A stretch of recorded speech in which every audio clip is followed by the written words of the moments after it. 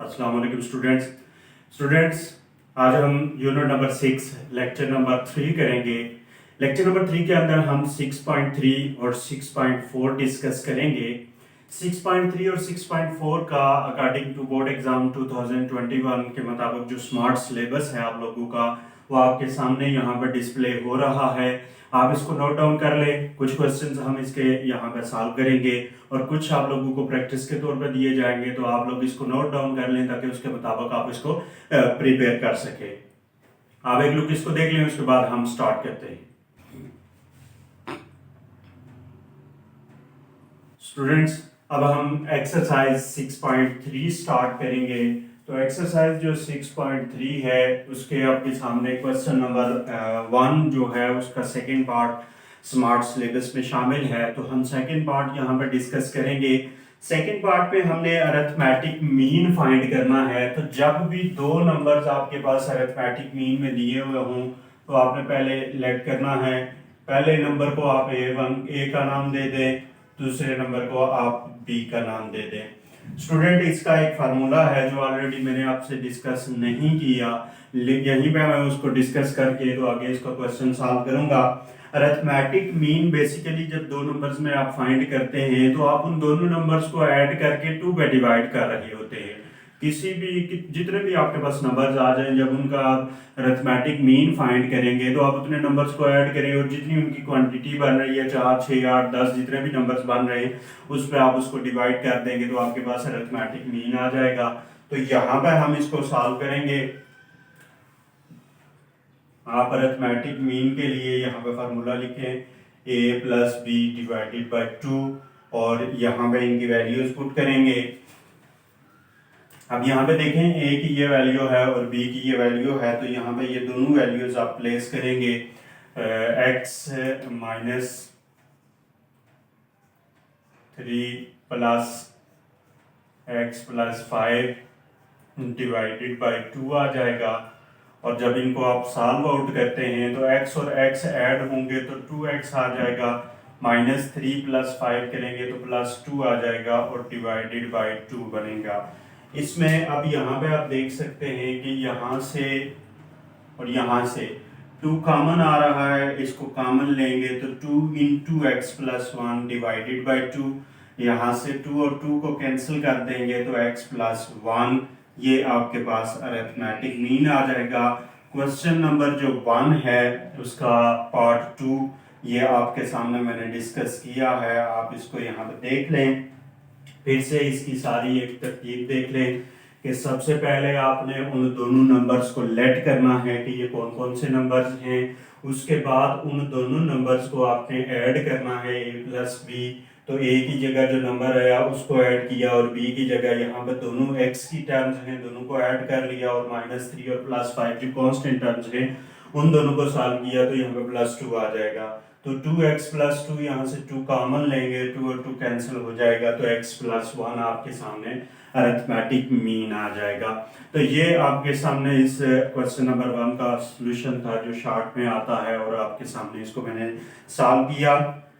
उसके बाद नेक्स्ट हम क्वेश्चन नंबर 3 की तरफ मूव करेंगे। तो क्वेश्चन नंबर 3 में जब भी आप सॉल्यूशन इसका स्टार्ट करेंगे, क्वेश्चन नंबर 3, क्वेश्चन नंबर 4 और क्वेश्चन नंबर 6 ये तीनों एक ही तरह के क्वेश्चंस हैं। तो जब आप इनको सॉल्व करेंगे तो हमें 6 अरिथमेटिक, यहाँ पर नंबर ऑफ अरिथमेटिक मीन्स आपके पास मेंशन होगा 2, 3, 4, 5, 6 कुछ भी हो सकता है। तो आप उसको लेट करेंगे। लेट पहला अरिथमेटिक मीन है तो a1, a2, a3, a4, a5 और a6 are arithmetic means between 2 and 5। तो जब आपने ये चीज क्लियर की कि ये 2 and 5 के बिटवीन अरिथमेटिक मीन है 2 और 5 के, तो फिर आप यहाँ पे इसको सॉल्व करेंगे तो लिखेंगे पहले 2 लिखें और बिटवीन जितने भी अरिथमेटिक मीन आपने लेट किए हुए हैं सारे अरिथमेटिक मीन यहाँ पे आप उनको प्लेस कर दें, a1, a2, a3, a4, a5, a6 और उसके बाद लास्ट टर्म लिख के तो लिखें इन अरिथमेटिक प्रोग्रेशन। ये जो दिया हुआ क्वेश्चन है ये आपके पास अरिथमेटिक प्रोग्रेशन में आ जाएगा। जब ये आपके सामने अरिथमेटिक प्रोग्रेशन में आ रहा है तो आप इसको सॉल्व करेंगे अरिथमेटिक प्रोग्रेशन के मुताबिक। जैसे हमने 6.2 सॉल्व की थी उसी तरीके से कि जब आप एक सीक्वेंस आपके सामने गिवन हो और ये बात बता दी जाए कि वो अरिथमेटिक प्रोग्रेशन है तो उसका डिफरेंस आपस में सेम होता है। लेकिन हम इसको उसके मुताबिक सॉल्व करने के बजाय हम इसकी फर्स्ट टर्म लेंगे। तो यहाँ पे आपके पास फर्स्ट टर्म बन जाएगी hair a1 is equal to 2 और यहाँ पे आप कोई भी डिफरेंस फाइंड नहीं कर सकते तो a2 a3 a4 a5 a6 a7 और लास्ट टर्म जो आपके पास बनेगी वो a8 बन जाएगी जो 5 है। इसकी मदद से आपने इसको सॉल्व करना है। अब यहाँ पे a8 जो आपके पास है इसको आप लिखेंगे जनरल फार्मूला के मुताबिक a1 into 8 minus 1 into D is equal to 5। यहाँ पे a1 की अगर वैल्यू आप पुट करते हैं तो 2 प्लस 7 डी इक्वल टू 5। 2 यहाँ पे प्लस हो रहा है उस साइड पे सब्ट्रैक्ट करेंगे तो 5 minus 2 7 D is equal to 3 and D is equal to 3/7। यहाँ पे आपके पास वैल्यू आ जाएगी 3/7। ये डी की वैल्यू आ जाएगी और यहाँ पर ये ए की वैल्यू गिवन है। इनकी मदद से डी की वैल्यू जब आप फाइंड आउट कर लेंगे तो इनकी मदद से आपने a2 a3 a4 a5 a6 और a7 की वैल्यू फाइंड आउट करनी है। लेकिन ये बात याद रखनी है कि ये अगर a1 है तो ये वाली टर्म a2 होगी। तो now a2 is equal to, ये फार्मूला आपने यूज करते हुए इस तरह की सिचुएशन को हैंडल करना है। तो a1 प्लस इंटू 2 माइनस 1 आपके पास 1 आ जाएगा तो इसको डायरेक्टली आप d लिखें। अब यहाँ पे a2 इज इक्वल टू आप वैल्यू पुट करें। 2 की a की वैल्यू है 2 और प्लस 3/7। इसका आप एलसीएम लेंगे तो यह a2 की जगह कैपिटल A1 आ जाएगा और इसका एलसीएम आ जाएगा 7। अब 7 2 से मल्टीप्लाई होगा तो 14 प्लस 3 इज इक्वल टू 17/7। 17/7 आपके पास पहला अरिथमेटिक मीन आ जाएगा। उसके बाद a3 आपके पास बनेगा a1 plus 2d equal to 2 plus 2 into 3/7। तो ये आपके पास आ जाएगा a3 इक्वल टू ये 7 इससे मल्टीप्लाई होगा एलसीएम 7 तो 14 प्लस ये 2 इससे मल्टीप्लाई होगा तो 6 इक्वल टू 20/7 जो आपके पास आ जाएगा capital A2 is equal to 20/7। इसी तरतीब से आप नेक्स्ट की तरफ मूव करते जाएंगे तो नेक्स्ट आपके पास बनेगा A4 A1 plus into 3D equal to 2 plus 3 into 3/7। फिर से आप एलसीएम लेंगे तो ये इससे मल्टीप्लाई होके तो यहाँ पे कैपिटल A3 आ जाएगा 7 14 प्लस 9। अब 14 में अगर आप 9 ऐड करते हैं तो 23 डिवाइडेड बाय 7 ये आपके पास A3 की वैल्यू आ जाएगी।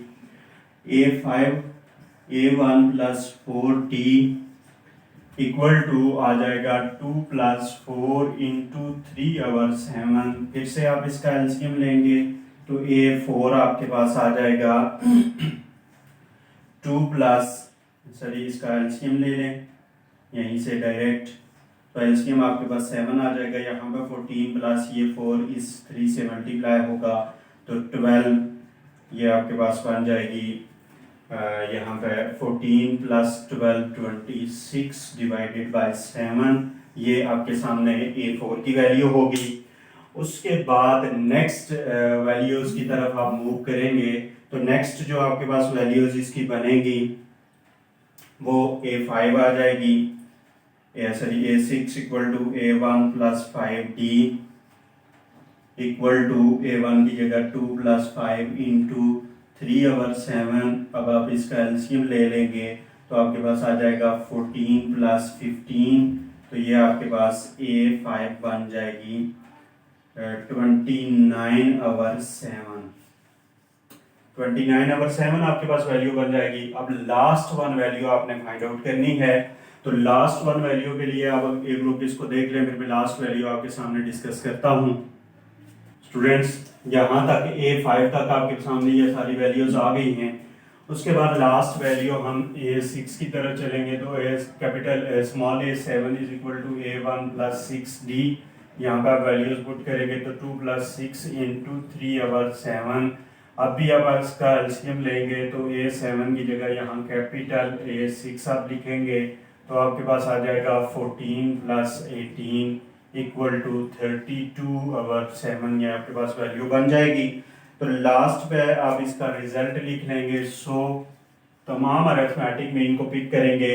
फर्स्ट अरिथमेटिक मीन आपके पास 17 ओवर 7 आया था, फिर 20 ओवर 7, फिर 23 ओवर 7, फिर आपके पास 26 ओवर 7, 29 ओवर 7 और लास्ट वन था 32 over 7 are required arithmetic means. ये आपके सामने इस क्वेश्चन का सॉल्यूशन है।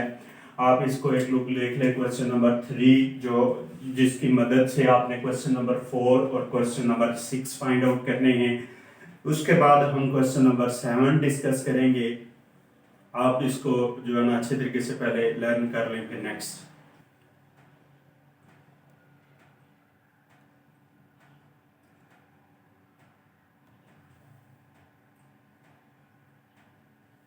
स्टूडेंट्स क्वेश्चन नंबर 7 हमारे पास है कि गिवन अरिथमेटिक मीन आपके पास दिया हुआ है।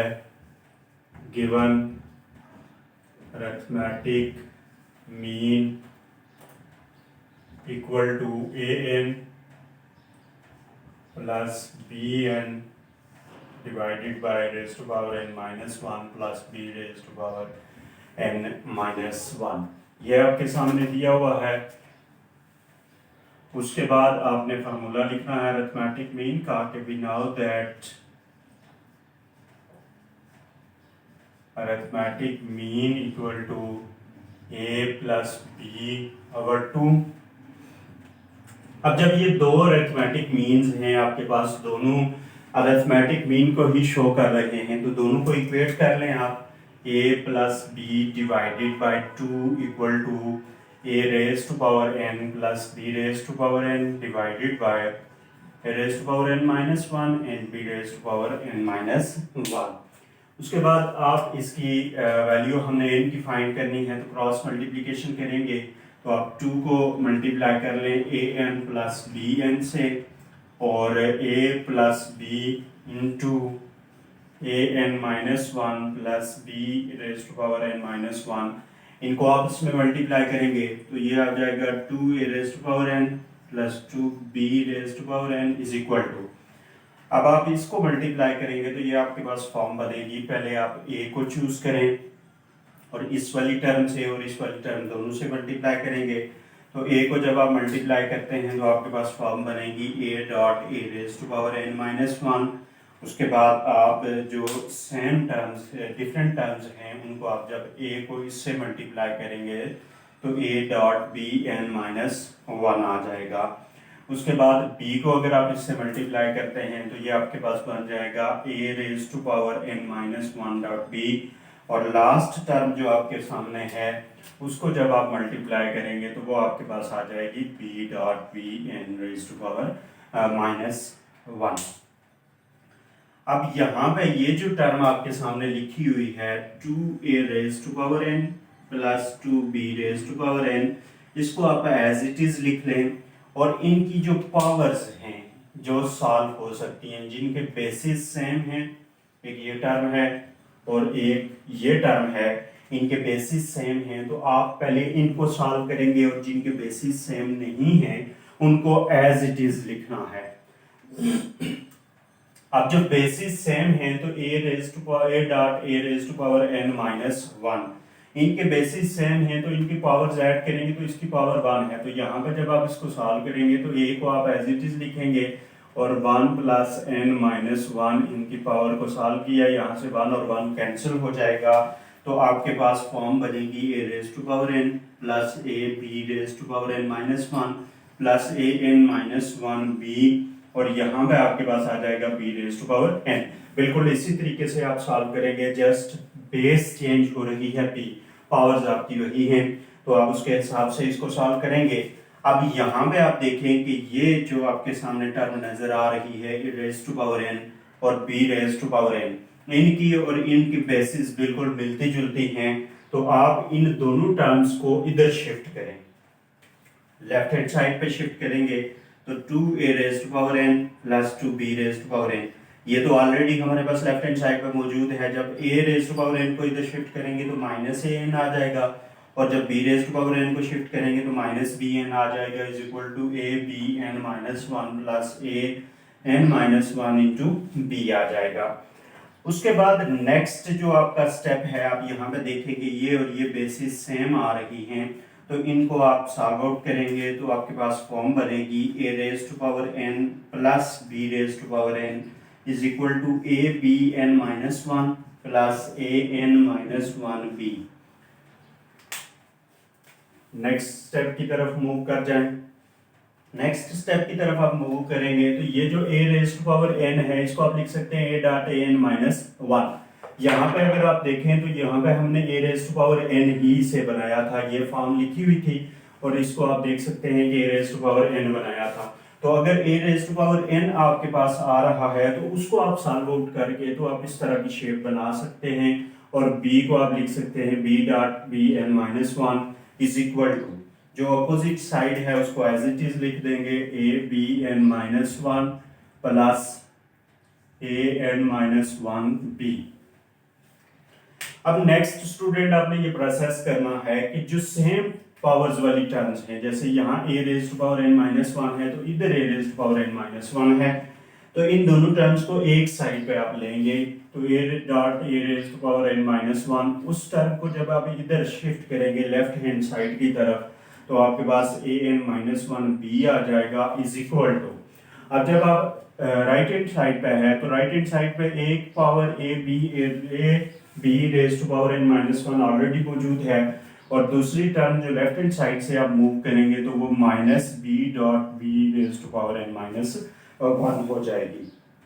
उसके बाद यहाँ पे अगर आप देखें तो a raise to power n minus one और a raise to power n minus one same आ रही हैं, तो इनको हम कॉमन ले लेते हैं।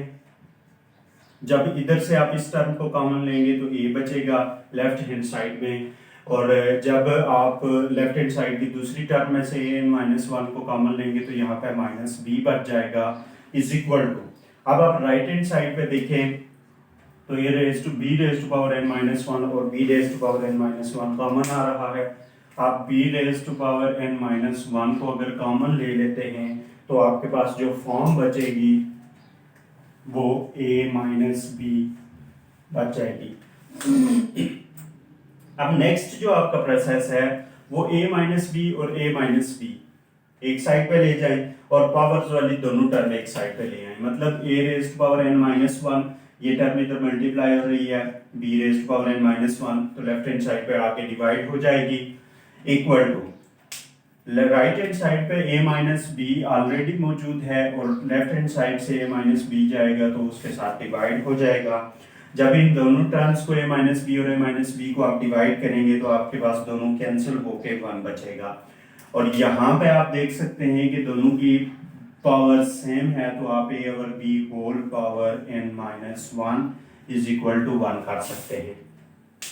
स्टूडेंट इस क्वेश्चन के अंदर हमने ये करना है कि इसकी पावर लेनी है, मतलब n की पावर, हमने n की वैल्यू फाइंड करनी है, तो अगर वो पावर में मौजूद है तो जब तक बेसिस सेम नहीं है हम उसकी वैल्यू फाइंड नहीं कर सकते।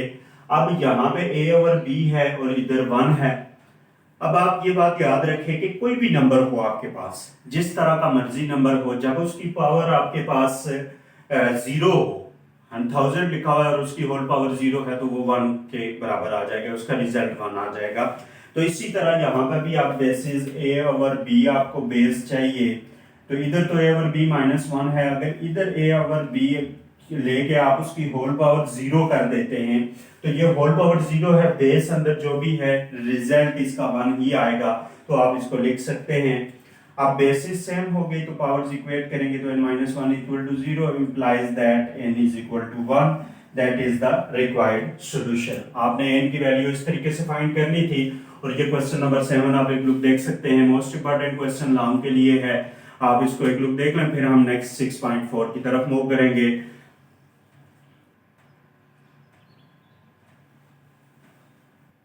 स्टूडेंट्स, नेक्स्ट हमारे पास एक्सरसाइज 6.4 है, सीरीज के रिलेटेड है। तो पहले मैं सीरीज की बात कर लूं कि आपके सामने अगर एक जो है ना अरिथमेटिक प्रोग्रेशन या कोई भी प्रोग्रेशन है, ये आपके सामने मैं यहाँ पे लिख रहा हूँ 2 5 7 9 अप टू सो ऑन। ये मैंने एक प्रोग्रेशन आपके सामने लिखा है।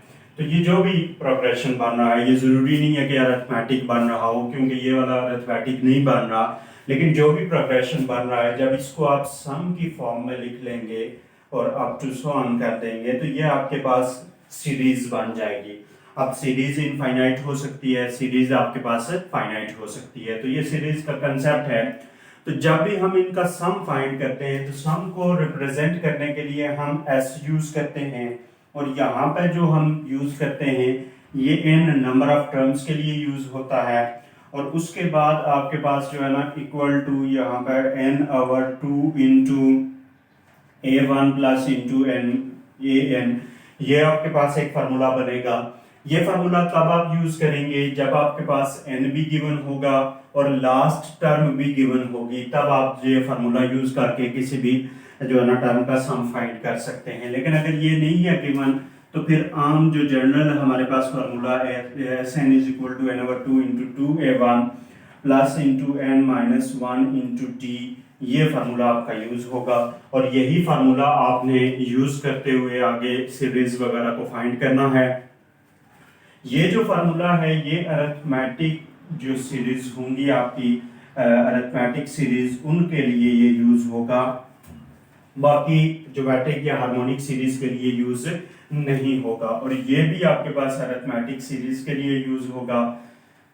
अब आपको कैसे आइडिया होगा कि वो अरिथमेटिक सीरीज है या नहीं है? तो आप कोई भी दो कंसेक्यूटिव टर्म्स लेंगे और उनका डिफरेंस फाइंड करेंगे। 2-3 डिफरेंसेस फाइंड करके आपने चेक करना है कि क्या ये सीरीज अरिथमेटिक है या नहीं। अगर अरिथमेटिक है तो आपके पास ये फार्मूला उसके लिए सूटेबल रहेगा और इसके मुताबिक आपने सॉल्व करना है। ज्यादा फोकस आपने इस सेकंड वाले फार्मूले के ऊपर रखना है, Sn is equal to n/2 into 2a1 plus into n-1 into d। सबसे ज्यादा फोकस आपका इसी के ऊपर होना चाहिए ताकि आप इजीली इसको कवर अप कर सके। तो स्टार्ट करते हैं एक्सरसाइज 6.4।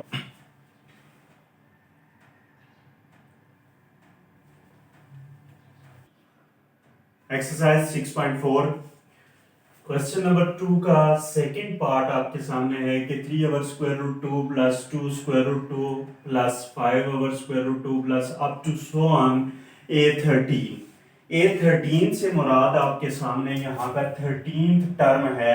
तो हमने इन 13th टर्म का सम फाइंड करना है। प्लस लिखा हुआ है तो सम फाइंड करना है।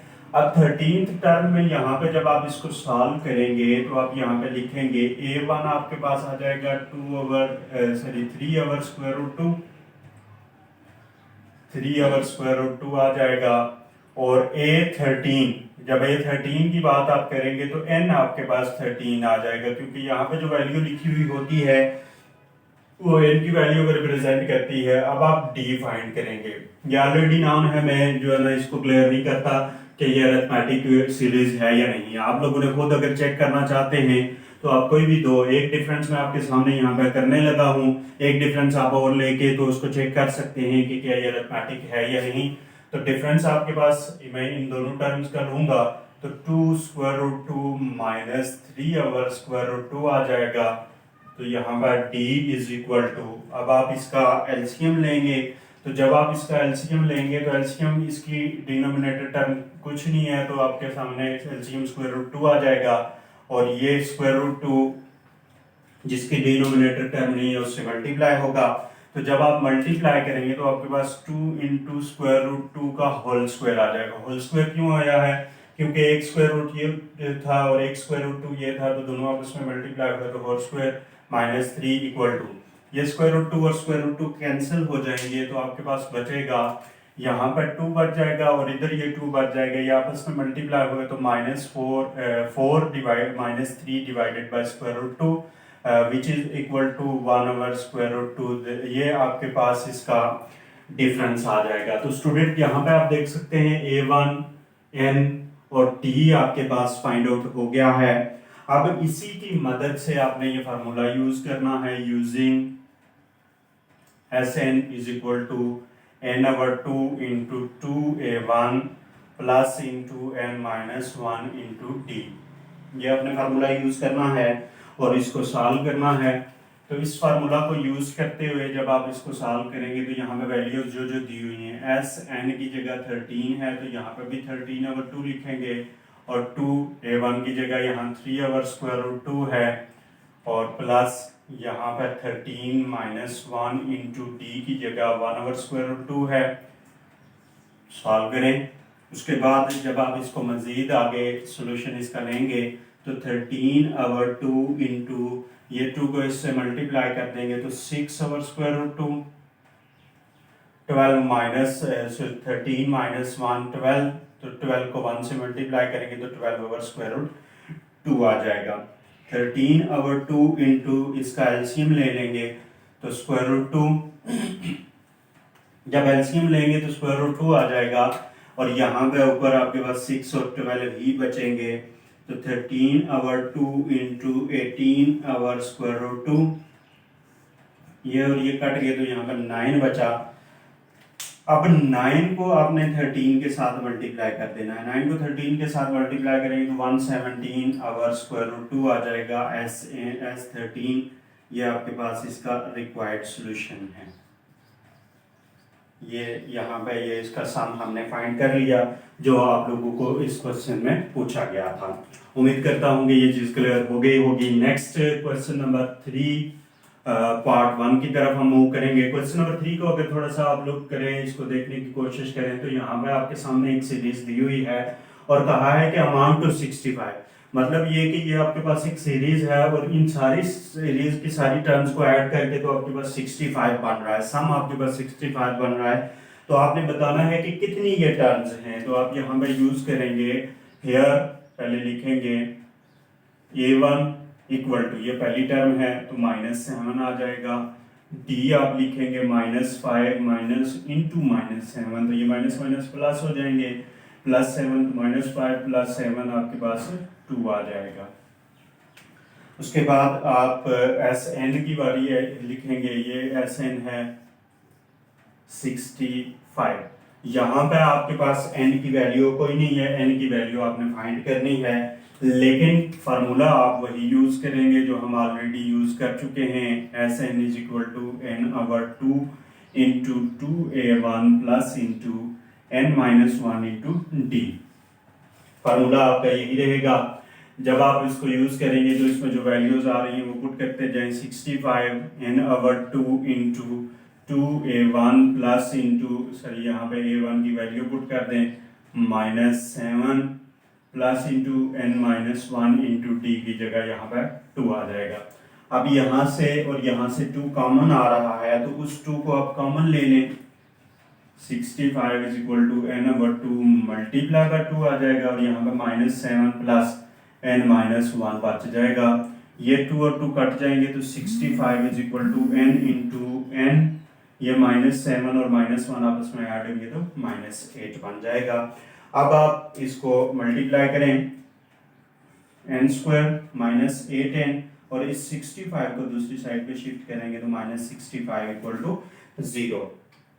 इसकी फैक्टराइजेशन कर लें तो n² -13n plus 5n -65 equal to 0। First और लास्ट टर्म को मल्टीप्लाई करेंगे तो -65 आता है। तो आपने -8 के ऐसे फैक्टर्स बनाने हैं कि उनको मल्टीप्लाई करेंगे तो -65 आए, और उनको ऐड या सब्ट्रैक्ट करें तो आपके पास इसको ऐड या सब्ट्रैक्ट करें तो -8 आ जाए, और मल्टीप्लाई -65। यहाँ से n को कॉमन लिया तो n-13, यहाँ से 5 को कॉमन लिया तो n-13 इक्वल टू 0। n-13 इन दोनों में से कॉमन आ रहा है और n + 5 बच जाएगा equal to 0। n-13 equal to 0 implies that n equal to 13 आ जाएगा, एक वैल्यू आपके पास क्या आ जाएगी, और n + 5 equal to 0, n equal to -5। ये जो वैल्यू है ये आपकी इसमें शामिल नहीं होगी, इसको आप लिख सकते हैं कि not possible because we know that the n is natural number. n जो है वो नेचुरल नंबर है, so n equal to 13 is required. ये आपके पास इसका रिक्वायर्ड सोल्यूशन होगा कि n की वैल्यू आपके पास 13 आएगी। और ये जो सम है ये 13th टर्म का सम है जो 65 बन रहा है। ये क्वेश्चन नंबर 3 जो था आपके सामने मैंने डिस्कस किया है, आप इसको एक लोग देख लें। अगर किसी में कोई क्वेश्चन में प्रॉब्लम नजर आती है तो आप उसको मेंशन करें कमेंट में, इंशाल्लाह मैं इसको क्लियर करूंगा।